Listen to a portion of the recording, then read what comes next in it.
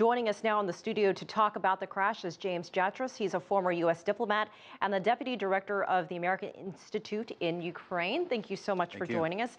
To Ryan's report, what does it say that the Malaysian government was able to sort of negotiate these updates and the progress that seems to be made in regards to the black boxes and the other parts of the investigation? Well, it is a positive development, and I would say the Security Council resolution is a positive development as well.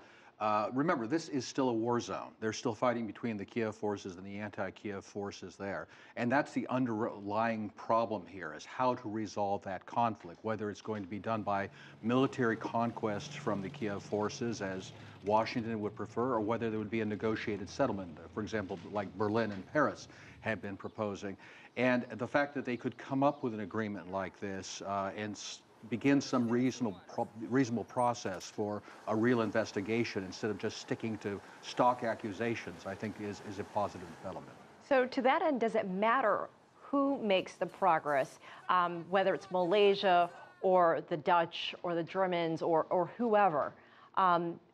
Because there are so many moving parts with the investigation, with the skirmishes. How everything gets done can get very complicated. That's right. I do think the more thumbs in the pie, so to speak, the better off we are. There is so much distrust among the players here that I think the more seats there are at the table, the more people can be reassured that we're watching what those other guys are doing. They're not trying to pull a fast one on us here.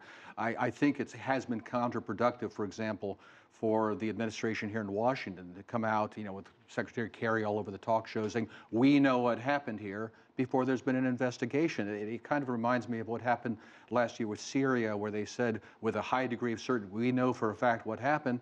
And then it turned out subsequently what we said we thought we knew wasn't necessarily what can be established. And I think we don't want to do that with something as dreadful as this in terms of what actually happened, who's responsible, and what steps should be taken. So not to keep going back to this point, is it because Malaysia didn't throw any accusations and they went through a different way of addressing the investigation that they were able to obtain the black boxes, which looked to be, from video, in good condition? I think that's right. I think part of the problem, because this is a war zone, is that the people there on the anti-Kiev militia side didn't have the expertise or the resources to deal with something like this.